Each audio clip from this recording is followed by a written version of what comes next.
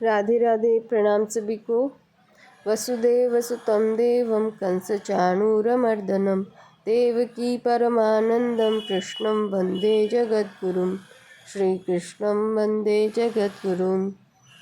नारायण नारायण नारायण। कल अपना दूसरा अध्याय पूर्ण हो गया था। आज नया तीसरा अध्याय।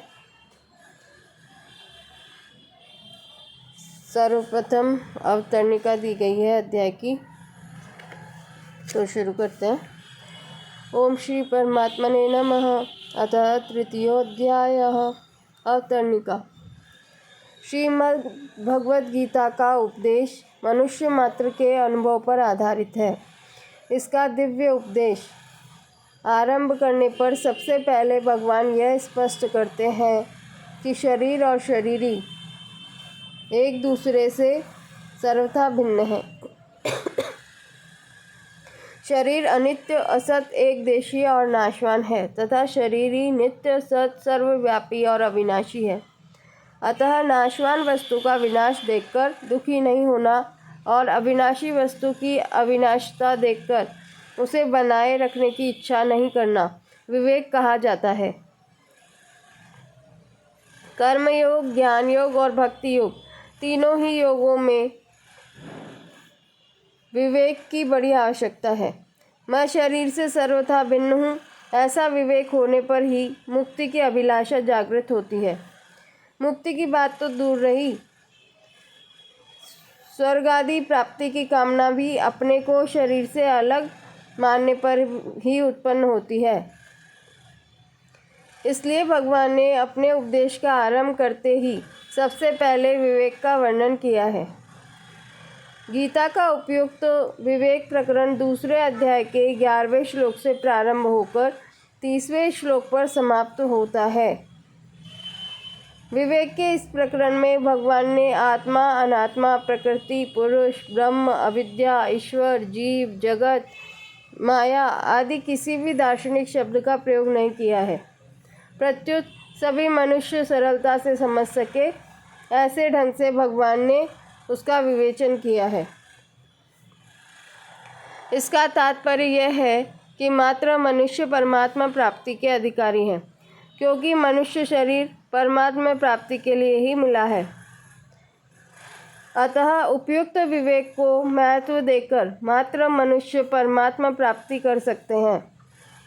इस प्रकरण में भगवान ने बुद्धि शब्द का प्रयोग भी नहीं किया है। वास्तव में नित्य और अनित्य, सत और असत, अविनाशी और विनाशी, शरीरी और शरीर को अलग अलग समझने के लिए विवेक को ही आवश्यकता है। विवेक की आवश्यकता है, बुद्धि की नहीं। विवेक बुद्धि से परे है। जैसे प्रकृति और पुरुष अनादि है, ऐसे ही उनकी भिन्नता को प्रकट करने वाला विवेक भी अनादि है। यही विवेक बुद्धि में प्रकट होता है। यह भगवत प्रदत्त विवेक मात्र प्राणियों को नित्य प्राप्त है। पशु पक्षी भी खाद्य अखाद्य पदार्थों की भिन्नता को जानते हैं। लता वृक्ष में भी सर्दी गर्मी, अनुकूलता प्रतिकूलता की भिन्नता का ज्ञान रहता है। बुद्धि प्रदान होने के कारण मनुष्य को यह विवेक विशेष रूप से प्राप्त है। पशु पक्षी आदि में तो जीवन निर्वाह मात्र के लिए जड़ पदार्थों का विवेक रहता है, पर मनुष्य अपने विवेक से सदा के लिए जन्म मरण रूप बंधन से मुक्त होकर शाश्वत शांति प्राप्त कर सकता है। यही मनुष्य के विवेक की विशेषता है। विवेक जागृत होने पर अर्थात शरीर और शरीरी की भिन्नता का अनुभव होने पर अपने कहलाने वाले शरीर, इंद्रियां, मन, बुद्धि सहित संसार का सर्वथा संबंध विच्छेद हो जाता है, जो कि वास्तव में है, और बुद्धि शुद्ध तथा सम हो जाती है, अर्थात बुद्धि का विषम भाव मिट जाता है। कर्म योग में बुद्धि के एक निश्चय की प्रधानता है। व्यवसात्मिका बुद्धि रेके है। मनुष्य का जब अपने कल्याण अथवा परमात्मा प्राप्ति का ही एक निश्चय हो जाता है, तब उसे अनुकूलता और प्रतिकूलता बाधा नहीं पहुंचाती, और इस प्रकार बिना कुछ किए ही उसकी बुद्धि स्वतः सम होने लगती है। बुद्धि को सम करने के लिए तभी तक कहा जाता है जब तक बुद्धि संसार का महत्व, आकर्षण, खिंचाव रहता है। एक निश्चयात्मिका बुद्धि हो तो संसार का महत्व, आकर्षण, खिंचाव स्वतः मिटने लग जाता है। ऐसी निश्चयात्मिका बुद्धि होने में भोग और संग्रह की आसक्ति को महान बाधक बताया गया है। इस तरह कर्मयोग में निश्चयात्मिका बुद्धि की अत्यंत आवश्यकता बताने के बाद भगवान अर्जुन को समभाव पूर्वक कर्तव्य कर्म करने के लिए विशेष रूप से कहते हैं। जैसे कर्मण्येवाधिकारस्ते योगस्थः कुरु कर्माणि, तेरा कर्म करने में ही अधिकार है, समता में स्थित हुआ तू कर्मों को कर। इसके साथ यह भी कहते हैं कि दूरेण ह्यवरम कर्म बुद्धि योगात्, बुद्धि योग से सकाम कर्म अत्यंत तुच्छ है। आगे कहते हैं बुद्धौ शरणम अन्विच्छ, बुद्धि युक्तो जहाति है उभय सुकृत दुष्कृते, तस्माद् योगाय युध्यस्व योगा कर्मसु कौशलम। तू समबुद्धि का आश्रय ग्रहण कर समता पूर्वक कर्म करने वाला पुरुष पाप और पुण्य दोनों का यहाँ जीवित अवस्था में ही त्याग कर देता है।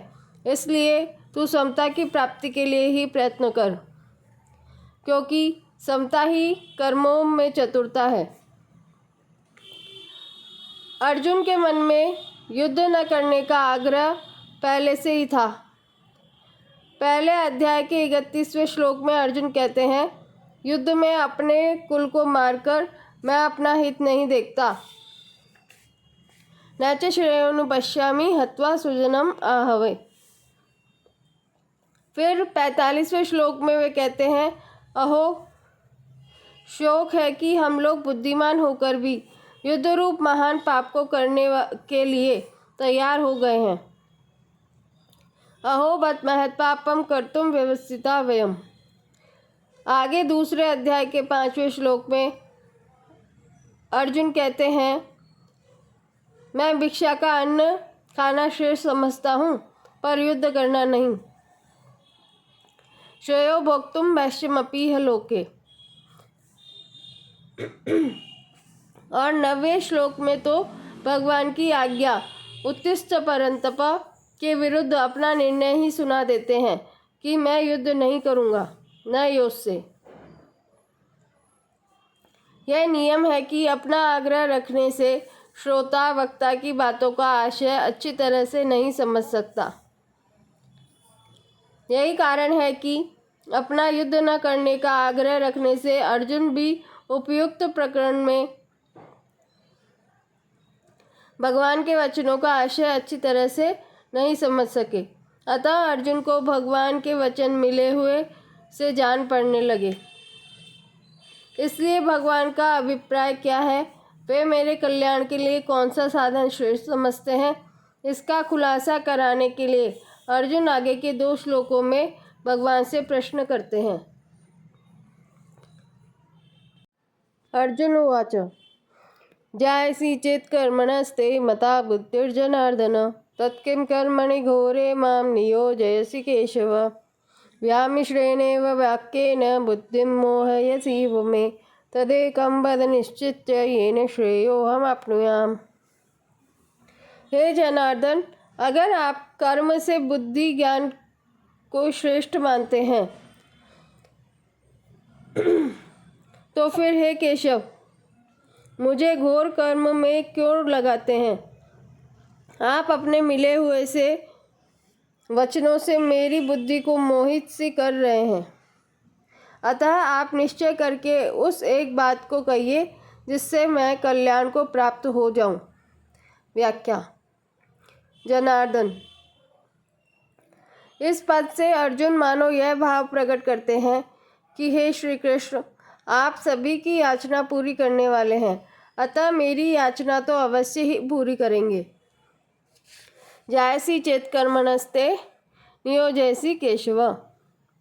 मनुष्य के अंतःकरण में एक कमजोरी रहती है कि वह प्रश्न करके उत्तर के रूप में भी वक्ता से अपनी बात अथवा सिद्धांत का ही समर्थन चाहता है। इसे कमजोरी इसलिए कहा गया है कि वक्ता के निर्देश का, चाहे वह मनोनुकूल हो या सर्वथा प्रतिकूल, पालन करने का निश्चय ही शूरवीरता है। शेष सब कमजोरी या कायरता ही कही जाएगी। इस कमजोरी के कारण ही मनुष्य को प्रतिकूलता सहने में कठिनाई का अनुभव होता है। जब वह प्रतिकूलता को सह नहीं सकता तब वह अच्छाई का चोला पहन लेता है, अर्थात तब भलाई के वेश में बुराई आती है। जो बुराई भलाई के वेश में आती है उसका त्याग करना बड़ा कठिन होता है। यहाँ अर्जुन में भी हिंसा त्याग रूप भलाई के वेश में कर्तव्य त्याग रूप बुराई आ गई। अतः वे कर्तव्य कर्म से ज्ञान को श्रेष्ठ मान रहे हैं। इसी कारण वे यहाँ प्रश्न करते हैं कि यदि आप कर्म से ज्ञान को श्रेष्ठ मानते हैं तो फिर मुझे युद्ध रूप घोर कर्म में क्यों लगाते हैं।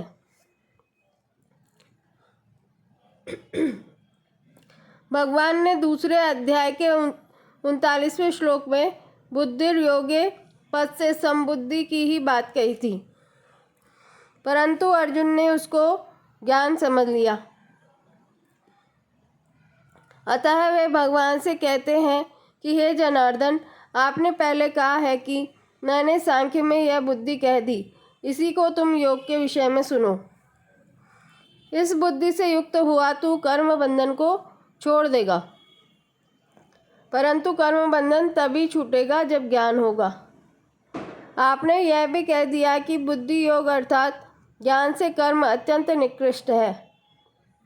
अगर आपकी मान्यता में कर्म से ज्ञान श्रेष्ठ है, उत्तम है, तो फिर मेरे को शास्त्र विहित यज्ञ दान तप आदि शुभ कर्मों में भी नहीं लगना चाहिए, केवल ज्ञान में ही लगना चाहिए। परंतु इसके विपरीत आप मेरे को युद्ध जैसे अत्यंत क्रूर कर्म में, जिसमें दिन भर मनुष्यों की हत्या करनी पड़े, क्यों लगा रहे हैं। पहले अर्जुन के मन में युद्ध करने का जोश आया हुआ था और उन्होंने उसी जोश में भरकर भगवान से कहा कि हे अच्युत, दोनों सेनाओं के बीच में मेरे रथ को खड़ा कर दीजिए, जिससे मैं ये देख लूं कि वहाँ मेरे साथ दो हाथ करने वाला कौन है। परंतु भगवान ने जब दोनों सेनाओं के बीच में भीष्म और द्रोण के सामने तथा राजाओं के सामने रथ खड़ा करके कहा कि तू इन कुरुवंशियों को देख, तब अर्जुन का कौटुंबिक मोह जागृत हो गया। मोह जागृत होने से उसकी वृत्ति युद्ध से, कर्म से उपरत होकर ज्ञान की तरफ गई, क्योंकि ज्ञान में युद्ध जैसे घोर कर्म नहीं करने पड़ते। अतः अर्जुन कहते हैं कि आप मेरे को घोर कर्म में क्यों लगाते हैं। यहाँ बुद्धि पद का अर्थ ज्ञान लिया गया है। अगर यहाँ बुद्धि पद का अर्थ समबुद्धि समता लिया जाए तो व्यामिश्र वचन सिद्ध नहीं होगा, कारण कि दूसरे अध्याय के 48वें श्लोक में भगवान ने अर्जुन को योग समता में स्थित होकर कर्म करने की आज्ञा दी थी। व्यामिश्र वचन तभी सिद्ध होगा जब अर्जुन की मान्यता में दो बातें हो, और तभी वह प्रश्न बनेगा कि अगर आपकी मान्यता में कर्म से ज्ञान श्रेष्ठ है तो फिर मेरे को घोर कर्म में क्यों लगाते हैं। दूसरी बात, भगवान ने आगे अर्जुन के प्रश्न के उत्तर में दो निष्ठाएं कही हैं। ज्ञानियों की निष्ठा ज्ञान योग से और योगियों की निष्ठा कर्म योग से। इससे भी अर्जुन के प्रश्नों में बुद्धि पद का अर्थ ज्ञान लेना युक्तिसंगत बैठता है। कोई भी साधक श्रद्धापूर्वक पूछने पर भी अपने प्रश्न का सही उत्तर प्राप्त कर सकता है। आक्षेप पूर्वक शंका करने से सही उत्तर प्राप्त कर पाना असंभव है। अर्जुन की भगवान पर पूर्ण श्रद्धा है, अतः भगवान के कहने पर अर्जुन अपने कल्याण के लिए युद्ध जैसे घोर कर्म में भी प्रवृत्त हो सकते हैं। ऐसा भाव उपयुक्त प्रश्न से प्रकट होता है। व्यामिश्रेणेव वाक्येन बुद्धि मोहयसीव में। इन पदों में अर्जुन का भाव है कि कभी तो आप कहते हैं कि कर्म करो, कुरु कर्माणि, और कभी आप कहते हैं कि ज्ञान का आश्रय लो, बुद्धो शरण मन्विच्छ। आपके इन मिले हुए वचनों से तो मेरी बुद्धि मोहित सी हो रही है, अर्थात मैं ये स्पष्ट नहीं समझ पा रहा हूँ कि मेरे को कर्म करने चाहिए या ज्ञान की शरण में जाना चाहिए। यहाँ 2 बार इव पद के प्रयोग से भगवान पर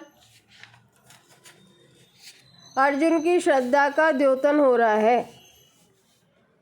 श्रद्धा के कारण अर्जुन भगवान के वचनों को ठीक मान रहे हैं और यह भी समझ रहे हैं कि भगवान मेरी बुद्धि को मोहित नहीं कर रहे, परंतु भगवान के वचनों को ठीक ठीक न समझने के कारण अर्जुन को भगवान के वचन मिले हुए से लग रहे हैं और उनको ऐसा दिख रहा है कि भगवान अपने वचनों से मेरी बुद्धि को मोहित सी कर रहे हैं।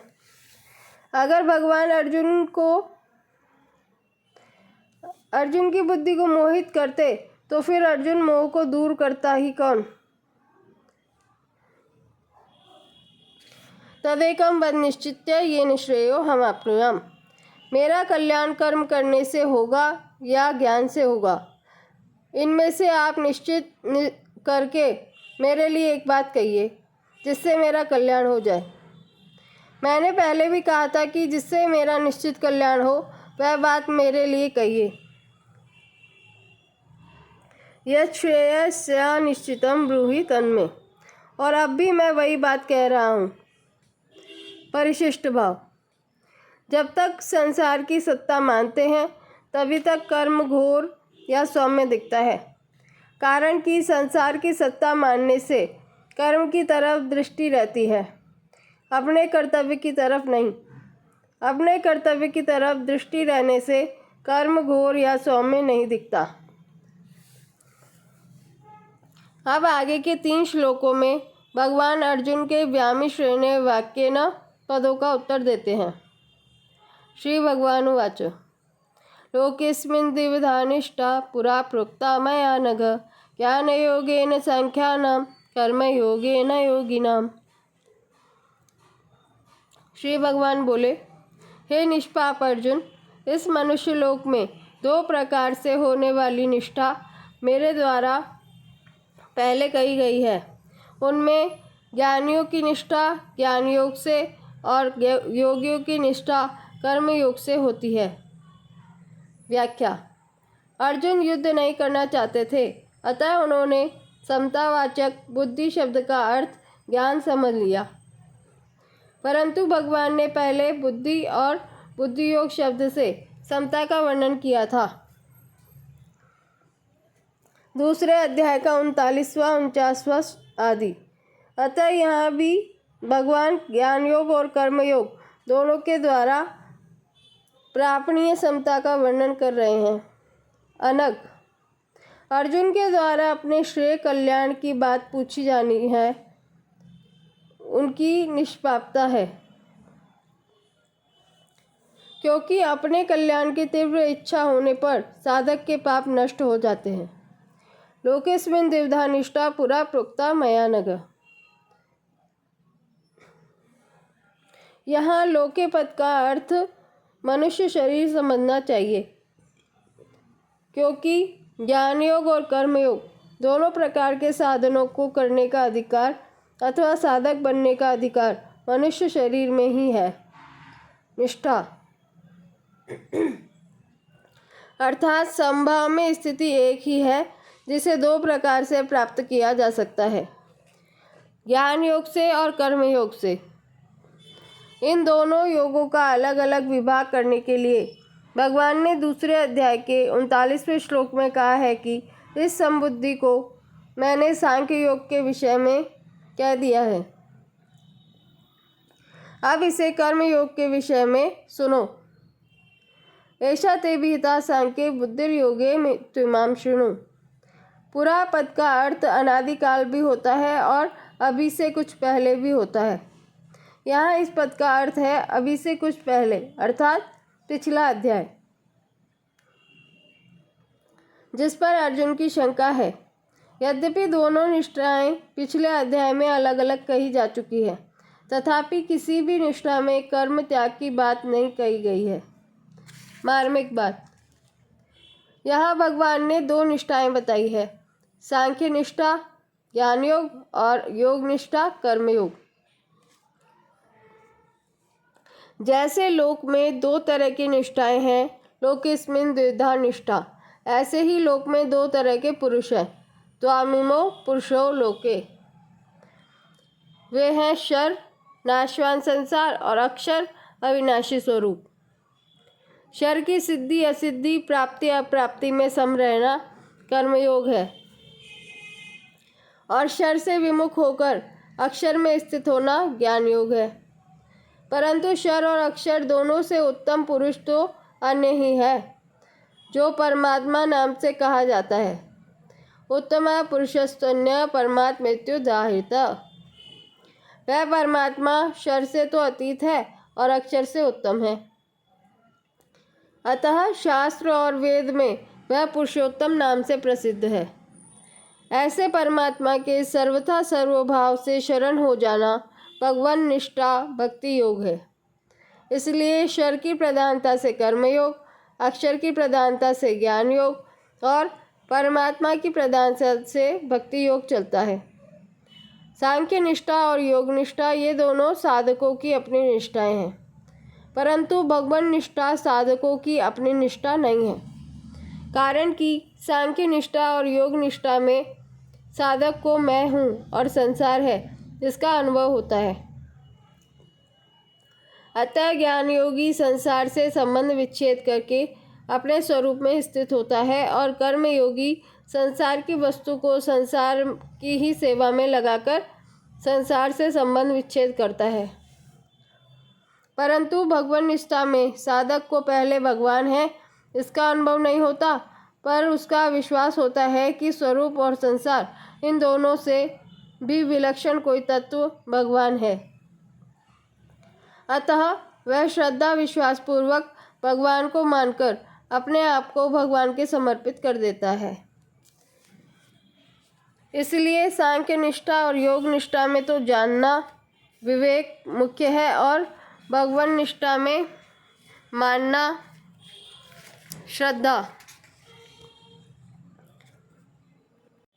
श्रद्धा और विश्वास मुख्य है। जानना और मानना दोनों में कोई फर्क नहीं है।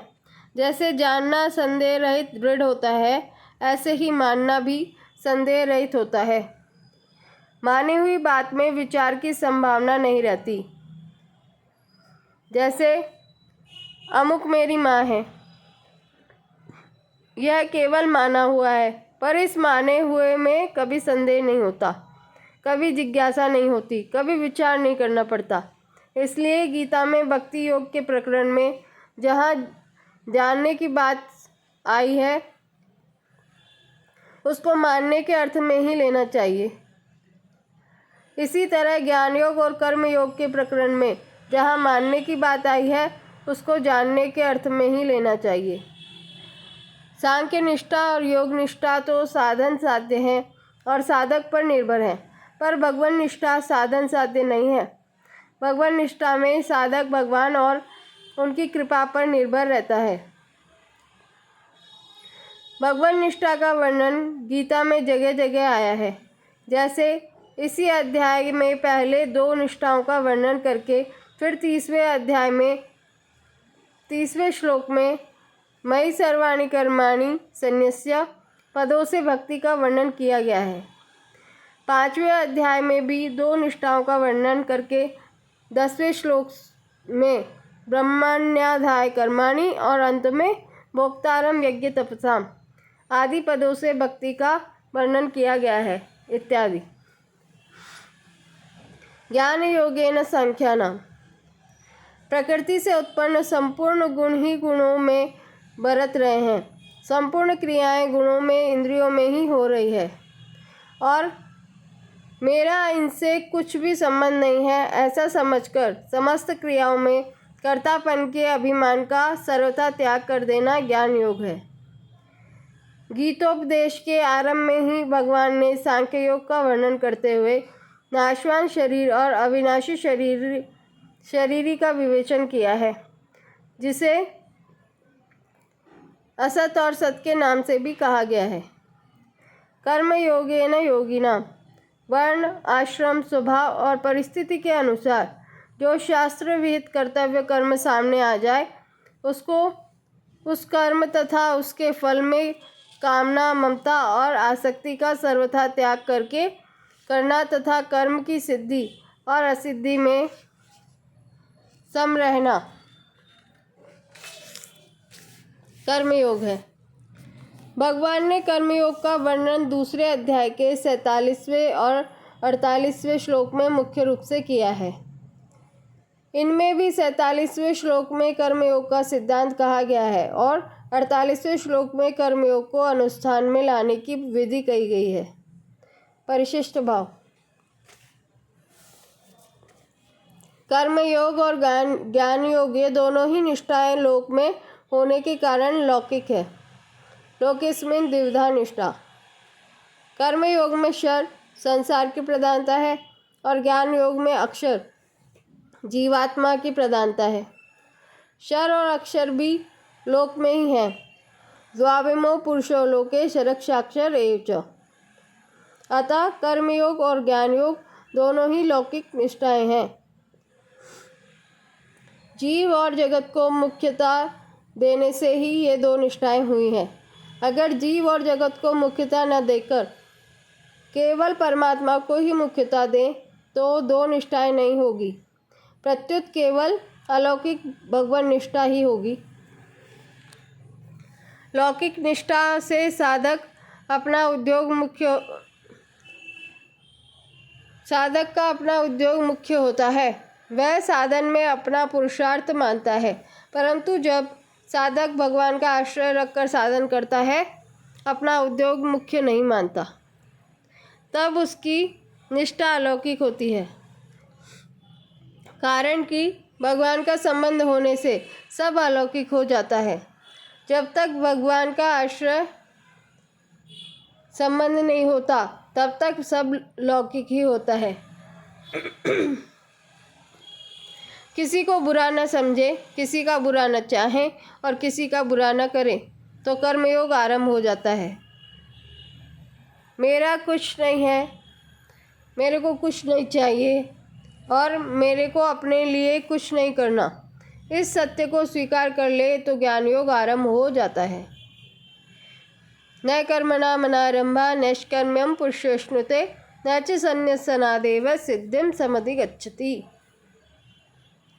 मनुष्य न तो कर्मों का आरंभ किए बिना निष्कर्मता का अनुभव करता है और न कर्मों के त्याग मात्र से सिद्धि को ही प्राप्त होता है। व्याख्या। न कर्मणा मनारंभा नैष्कर्म्य पुरुषोष्णुते। कर्मयोग में कर्म करना अत्यंत आवश्यक है, कारण कि निष्काम भाव से कर्म करने पर ही कर्मयोग की सिद्धि होती है।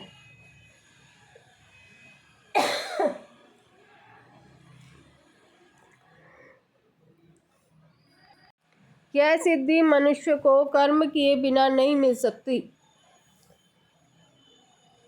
मनुष्य के अंतःकरण में कर्म करने का जो वेग विद्यमान रहता है, उसे शांत करने के लिए कामना का त्याग करके कर्तव्य कर्म करना आवश्यक है।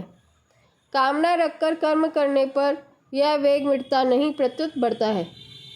नैष्कर्म्यम अश्नुते। पदों का आशय है कि कर्मयोग का आचरण करने वाला मनुष्य कर्मों को करते हुए ही निष्कर्मता को प्राप्त होता है। जिस स्थिति में मनुष्य के कर्म अकर्म हो जाते हैं, अर्थात बंधन कारक नहीं होते, उस स्थिति को निष्कर्मता कहते हैं। कामना से रहित होकर किए गए कर्मों में फल देने की शक्ति का उसी प्रकार सर्वथा अभाव हो जाता है, जिस प्रकार बीज को भूनने या उबालने पर उसमें पुनः अंकुर देने की शक्ति सर्वथा नष्ट हो जाती है। अतः निष्काम मनुष्य के कर्मों में पुनः जन्म मरण के चक्र में घुमाने की शक्ति नहीं रहती। कामना का त्याग तभी हो सकता है जब सभी कर्म दूसरों की सेवा के लिए किए जाएं, अपने लिए नहीं। कारण कि कर्म मात्र संबंध संसार से है और अपना स्वरूप का संबंध परमात्मा से है। अपने साथ कर्म का संबंध है ही नहीं। इसलिए जब तक अपने लिए कर्म करेंगे तब तक कामना का त्याग नहीं होगा, और जब तक कामना का त्याग नहीं होगा तब तक निष्कर्मता की प्राप्ति नहीं होगी। न च संन्यस्तनादेव सिद्धिं समधिगच्छति। इस श्लोक के पूर्वार्ध में भगवान ने कर्म योग की दृष्टि से कहा है कि कर्मों का आरंभ किए बिना कर्मयोगी को निष्कर्मता की प्राप्ति नहीं होती। अब श्लोक के उत्तरार्ध में सांख्य योग की दृष्टि से कहते हैं कि केवल कर्मों का स्वरूप से त्याग कर देने से सांख्य योगी को सिद्धि अर्थात निष्कर्मता की प्राप्ति नहीं होती। सिद्धि की प्राप्ति के लिए उसे कर्तापन अहमता का त्याग करना आवश्यक है। अतः सांख्य योगी के लिए कर्मों का स्वरूप से त्याग करना मुख्य नहीं है, प्रत्युत अहमता का त्याग ही मुख्य है। सांख्य योग में कर्म किए भी जा सकते हैं और किसी सीमा तक कर्मों का त्याग भी किया जा सकता है, परंतु कर्म योग में सिद्धि प्राप्ति के लिए कर्म करना आवश्यक होता है। मार्मिक बात। श्रीमद् भगवद गीता मनुष्य को व्यवहार में परमार्थ सिद्धि की कला सिखाती है। उसका आशय कर्तव्य कर्म कराने में है, छुड़ाने में नहीं। इसलिए भगवान कर्मयोग और ज्ञान योग दोनों ही साधनों में कर्म करने की बात कहते हैं। यह एक स्वाभाविक बात है कि जब साधक अपना कल्याण चाहता है तब वह सांसारिक कर्मों में उकताने लगता है और उन्हें छोड़ना चाहता है। इसी कारण अर्जुन भी कर्मों में उकताकर भगवान से पूछते हैं कि जब कर्मयोग और ज्ञान योग दोनों प्रकार के साधनों का तात्पर्य समता से है तो फिर कर्म करने की बात आप क्यों कहते हैं? मुझे युद्ध जैसे घोर कर्म में क्यों लगाते हैं? परंतु भगवान ने दोनों ही प्रकार के साधनों में अर्जुन को कर्म करने की आज्ञा दी है। जैसे कर्म योग में योगस्थ कुरु कर्माणि और सांख्य योग में तस्मात् युध्यस्व भारत। इससे सिद्ध होता है कि भगवान का अभिप्राय कर्मों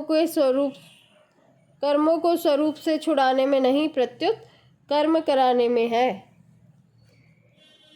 हाँ, भगवान कर्मों में जो जहरीला अंश कामना, ममता और आसक्ति है उसका त्याग करके ही कर्म करने की आज्ञा देते हैं। कर्मों का स्वरूप से त्याग करने की अपेक्षा साधक को उनसे अपना संबंध विच्छेद करना चाहिए। कर्म योगी निस्वार्थ भाव से कर्म करते हुए शरीर, इंद्रियां, मन, बुद्धि, पदार्थ आदि को संसार की वस्तु मानकर संसार की सेवा में लगाता है और कर्मों तथा पदार्थों के साथ अपना कोई संबंध नहीं मानता। ज्ञान योग में सत असत के विवेक की प्रधानता रहती है। अतएव ज्ञान योगी ऐसा मानता है कि गुण ही गुणों में बरत रहे हैं, अर्थात शरीर, इंद्रियां, मन, बुद्धि आदि से ही कर्म हो रहे हैं। मेरा कर्मों के साथ किंचन मात्र भी संबंध नहीं है। प्रायः सभी साधकों के अनुभव की बात है कि कल्याण की उत्कट अभिलाषा जागृत होते ही कर्म, पदार्थ और व्यक्ति से उनकी अरुचि होने लगती है, परंतु वास्तव में देह के साथ घनिष्ठ संबंध होने से यह बाधक है। साधकों के मन में ऐसा भाव रहता है कि कर्म, पदार्थ, व्यक्ति का स्वरूप से त्याग करने पर ही हम स्वरूप से त्याग न करके इनमें आसक्ति का त्याग करना ही आवश्यक है। सांख्य योग में उत्कट वैराग्य के बिना आसक्ति का त्याग करना कठिन होता है, परंतु कर्म योग में वैराग्य की कमी होने पर भी केवल दूसरों के लिए कर्म करने से आसक्ति का त्याग सुगमता पूर्वक हो जाता है। गीता ने एकांत में रहकर साधन करने का भी आदर किया है, परंतु एकांत में सात्विक पुरुष तो साधन भजन में अपना समय बिताता है, पर राजस पुरुष संकल्प विकल्प में और तामस पुरुष निद्रा आलस्य प्रमाद में अपना समय बिताता है, जो पतन करने वाला है। इसलिए साधक की रुचि तो एकांत की ही रहनी चाहिए, अर्थात सांसारिक कर्मों का त्याग करके पारमार्थिक कार्य करने में ही उसकी प्रवृत्ति रहनी चाहिए, परंतु कर्तव्य रूप से जो कर्म सामने आ जाए उसको वह तत्परता पूर्वक करे। उस कर्म में उसका राग नहीं होना चाहिए। राग न तो जन समुदाय में होना चाहिए और न अकर्मण्यता में। कहीं भी राग न रहने से साधक का बहुत जल्दी कल्याण हो जाता है। वास्तव में शरीर को एकांत में ले जाने को ही एकांत मान लेना भूल है, क्योंकि शरीर संसार का ही एक अंश है। अतः शरीर से संबंध विच्छेद होना अर्थात उसमें अहंता ममता न रहना ही वास्तविक एकांत है। परिशिष्ट भाव। जो अपना है, अपने में है और अभी है, उस तत्व की प्राप्ति कुछ करने से नहीं होती, क्योंकि उसकी अप्राप्ति कभी होती ही नहीं। हम कुछ करेंगे तब प्राप्ति होगी। यह भाव देहाभिमान को पुष्ट करने वाला है। प्रत्येक क्रिया का आरंभ और अंत होता है, अतः क्रिया करने से उसकी प्राप्ति होगी जो विद्यमान नहीं है, परंतु प्रकृति के साथ संबंध होने के कारण प्रत्येक प्राणी में क्रिया का वेग रहता है, जो उसको क्रिया रहित नहीं होने देता। क्रिया का वेग शांत करने के लिए वह आवश्यक है कि जो नहीं करना चाहिए उसको न करे और जो करना चाहिए उसको निर्मम तथा निष्काम होकर करे, अर्थात अपने लिए कुछ न करे, प्रत्युत केवल दूसरों के हित के लिए ही करे। अपने लिए करने से क्रिया का वेग कभी समाप्त नहीं होगा, क्योंकि अपना स्वरूप नित्य है और कर्म अनित्य है। अतः निष्काम भाव से दूसरों के हित के लिए कर्म करने से क्रिया का वेग शांत होकर प्रकृति से संबंध विच्छेद हो जाएगा और सब देश काल आदि में विद्यमान परमात्मा तत्व प्रकट हो जाएगा, उसका अनुभव हो जाएगा। तो आज श्लोक 4 तक की चर्चा हो गई है। बाकी के आगे के श्लोक कल से शुरू करेंगे। और आप सभी से प्रार्थना है कि जो भी वीडियो देखते हैं कम से कम लाइक तो कर ही सकते हैं कि आपको पसंद आ रहा है नहीं आ रहा है, आगे आपकी सुनने की रुचि है नहीं है, क्या विचार है, जो भी कमेंट भी कर सकते हैं आप लोग। राधे राधे तो लिख ही सकते हैं कम से कम। बाकी शेयर भी करना चाहिए, आपको आगे लोगों तक पहुंचाना चाहिए, जिससे और भी लोग सत्संग का लाभ ले सकें। और आगे की सभी वीडियो से जुड़ने के लिए इस चैनल को आप सब्सक्राइब करें और अपने परिवारजनों को इससे जोड़ें।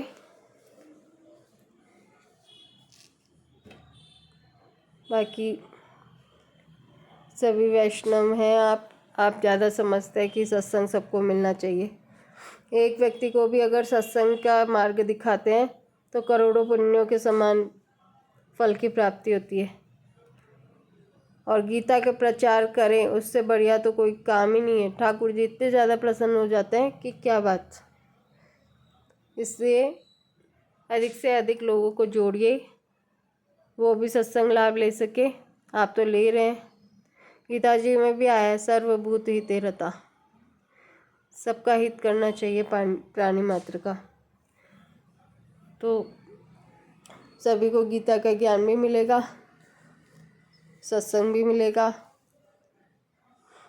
और गीता के बारे में जानकारी भी मिलेगी कि क्या हमारी गीता जी में लिखा हुआ है, क्यों हमें सुननी चाहिए गीता, क्यों अर्जुन को ठाकुर जी ने सुनाई थी गीता, वो सब पता चलेगा। बाकी भाई जी के जो शॉर्ट्स आ रहे हैं वीडियो अमृतवाणी के, वो भी आप देख ही रहे होंगे, ऐसे मैं आशा करती हूँ, बाकी तो आप जाने। और क्वेश्चंस के लिए बार बार कहती हूँ कि ज़रूर उत्तर दीजिए रोज़ प्रश्नों के। नहीं आता है तो भी दीजिए, नहीं आता है तो सही उत्तर आपको पता लगेगा, और आता है तब तो आपका ज्ञान है ही पहले से और बढ़ जाएगा। नुकसान तो कुछ होगा नहीं, ना ठाकुर जी नुकसान करते हैं, ना ठाकुर जी के ग्रंथ नुकसान करते हैं, ना संत नुकसान करते हैं। नुकसान करता है संसार और संसार के लोग, तो उनमें तो हम घुसते हैं चलाकर, और जो हमारे कल्याण के लिए बने हैं उनसे हम दूर भागते हैं। तो ये कहाँ तक सही है, आप ही सोचिए ये बात। तो सभी आप बुद्धिजीवी हैं, वैष्णव हैं, सत्संग के प्रति प्रेम रखने वाले हैं, संतों के प्रति अगाध श्रद्धा रखने वाले हैं, तो आप लोगों को तो इतना कहने की ज़रूरत ही नहीं है। आप सब खुद कर सकते हैं आगे से आगे लोगों को जोड़ना, आगे शेयर करना, और अच्छा लग रहा है सत्संग तो उसको लाइक करना, और राधे राधे या जो भी आपके मन में कोई प्रश्न हो वो सब कमेंट में आप लिखकर सेंड कर सकते हैं। उसका जो भी उचित उत्तर होगा वो आपको रिप्लाई कर दिया जाएगा। तो आप कल की क्लास में मिलते हैं। राधे राधे।